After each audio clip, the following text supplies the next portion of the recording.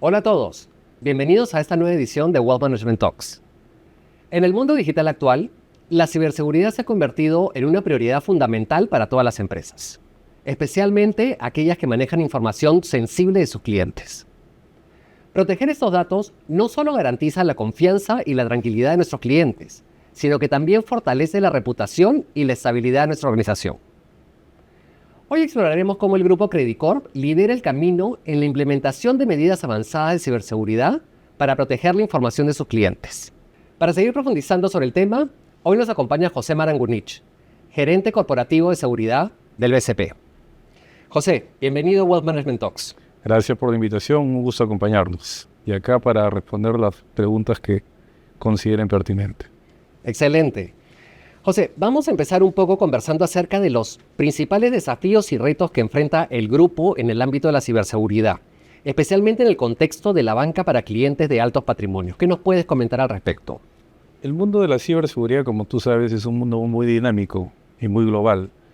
Entonces, Credit Corp, el primer reto que tiene es cómo trabajar la autorregulación, y destaco la autorregulación, incorporando como base todo lo que son las mejores prácticas internacionales, las regulaciones mismas, las regulaciones local, la regulación internacional, los marcos de referencia y todo eso que sea la base. Sobre eso, los estándares que nos ponemos son estándares bastante superiores.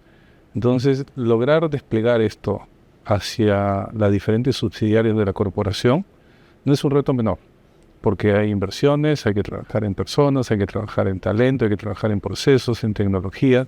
Hay varios frentes, ¿no? Entonces, en toda la cadena de gobierno, la cadena de la prevención, la detección, la respuesta, la recuperación.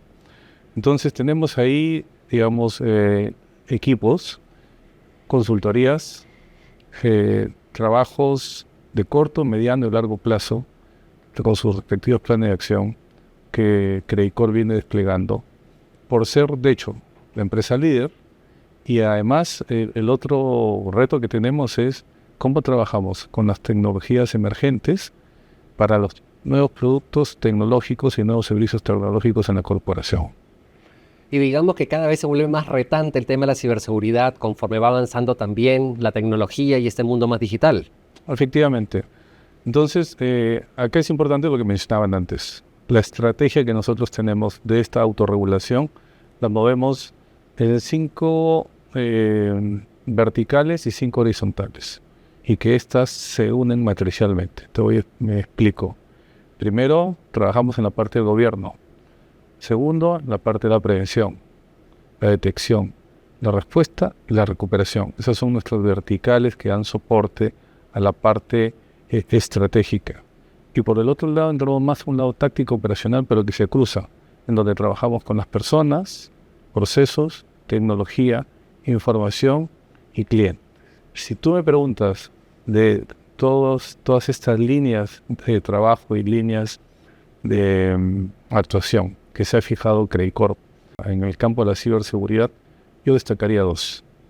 Primero, destaco el tema de gobierno, porque ahí fijamos las políticas y los lineamientos que todas las empresas del grupo, de la holding, tienen que cumplir.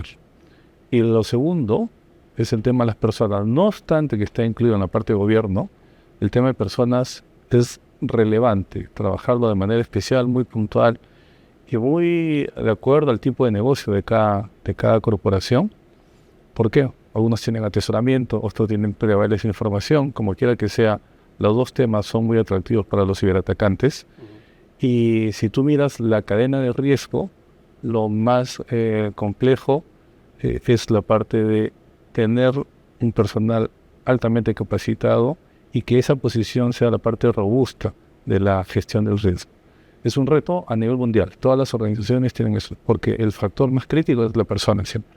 Me imagino. Y entrando justamente a esa parte de las personas, cuando tienes reuniones con clientes, ¿qué es lo que más les preocupa? ¿Qué es lo que más te preguntan? Mira qué interesante, porque obviamente estos clientes, por ejemplo, de alto patrimonio que estamos conversando, el factor común en las entrevistas y en las reuniones que hemos tenido es cómo pueden conocer ellos qué información personal está expuesta en redes sociales, muchas veces subida por terceros. ¿Y por qué este punto como un factor común? Porque ellos entienden que el vector de mayor riesgo, y que es un tema no menor, es la información que puede estar publicada de ellos de manera personal o de manera financiera, y que esto defina como un insumo para los ciberatacantes para escoger cuáles son sus targets y sus objetivos y actuar dirigidamente, ¿no? Entonces, uno de los puntos, como te digo, es que a ellos les preocupa siempre es cómo puedo saber qué información mía está expuesta. No por ellos, porque tienen sus precauciones, sus mecanismos de seguridad, pero a veces hay relaciones con terceros que terminan publicitando cosas, ¿no? O a veces también el entorno, la familia, publica fotografías, o sea, el manejo también de redes sociales, el manejo prudente es un ejercicio que hay que ir trabajando y concientizando también. Buenísimo, entrando un poco a ese tema, ¿no? Al tema de las personas que alguna vez han sido hackeadas, ¿no? Generalmente hay acciones similares entre todas ellas, patrones que se repiten, o ciertas acciones más peligrosas, como entrar a links, por ejemplo, o tener claves poco complejas y no cambiarlas frecuentemente. No sé si nos puedes comentar ahí un poco cuáles son esos tipos de hackeos más comunes. Sí, y mira, voy a linkear esta pregunta con la anterior. Cuando tú me dices qué es lo que más les preocupa a los clientes, de hecho les preocupa el engaño virtual. El engaño virtual que se llama ingeniería social. La ingeniería social data del año 90 y hoy por hoy es la primera tipología de ataque y de estafa que tienen los clientes. De estafa y de ataque para que robo de credenciales, robo de password. Ahora, cuando te comento el compromiso de credenciales y el compromiso de password, te estoy hablando de manera general.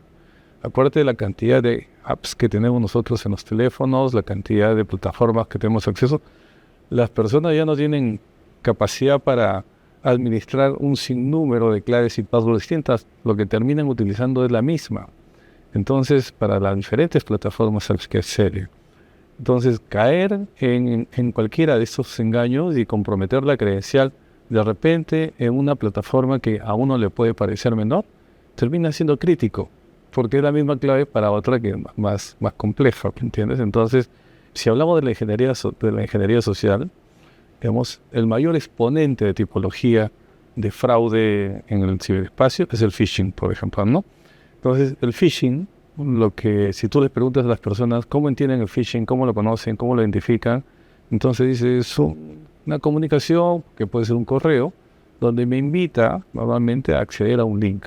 Entonces, ese tema del link está posesionado en las personas y los ciberatacantes lo saben. Pero realmente, así como las tecnologías avanzan, ellos también avanzan en sus modos disruptivos de ataques. Y existe el famoso phishing de imagen, que no ha sido muy publicitado. Pero realmente el phishing es toda la comunicación. Y claro, le dice a uno que ingrese un link, pero como no ingresó, piensa que no ha sido sorprendido.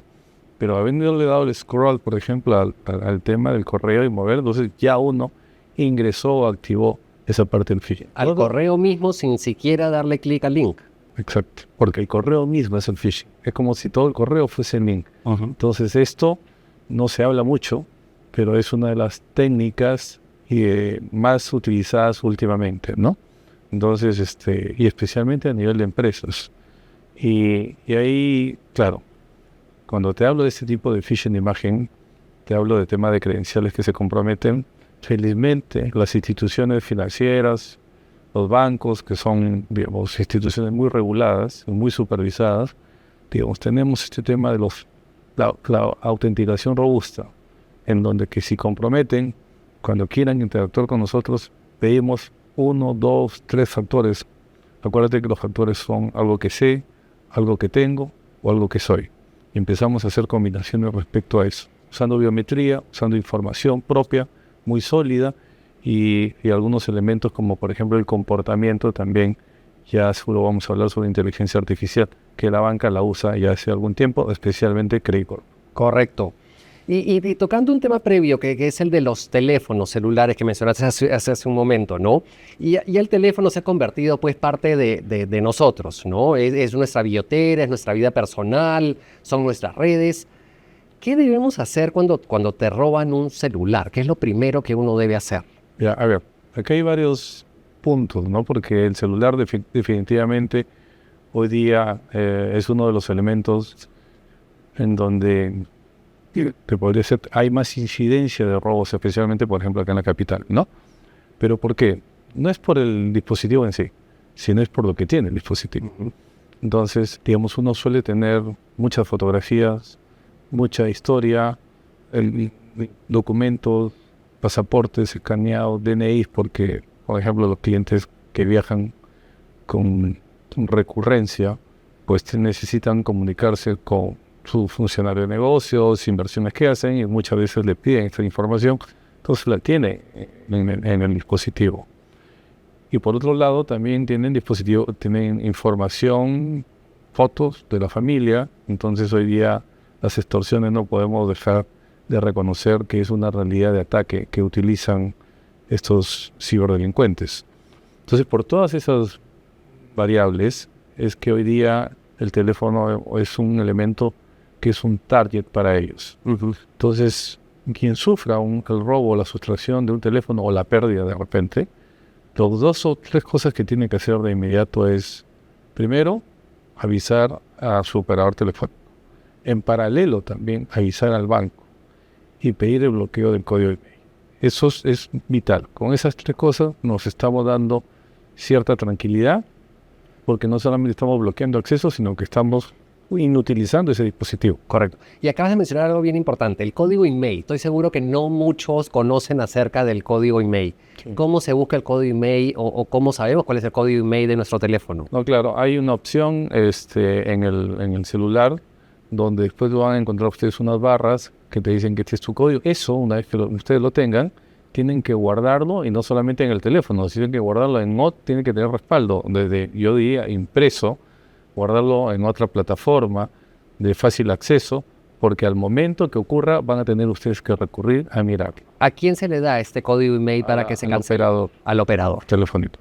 Y súper importante además que no lo tengan guardado en su teléfono, claro, sino que alguien más lo tenga, quien le pueden preguntar de ese código para hacer la cancelación. O lo tienen por último hasta impreso en algún sitio. Ese es el punto. Es un muy buen consejo. Y mencionaba hace un momento también el impacto del uso de la inteligencia artificial también en los ataques de ciberseguridad y cómo podíamos prevenirlos. A ver, la inteligencia artificial no es nueva, por ejemplo, en el mundo de las instituciones financieras. Nosotros, por ejemplo, en Credit Corp utilizamos inteligencia artificial fácil desde el comienzo de los 2000, ¿ok? A través de, acuérdate de la cadena que hablábamos, gobierno, prevención, detección, respuesta y recuperación.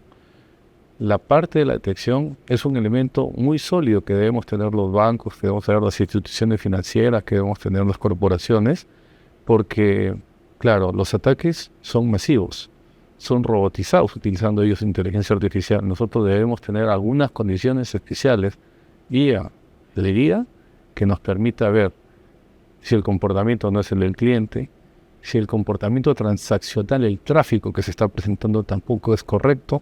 Entonces no es el tráfico regular, significa que hay un robot, unos bots atrás que están operando.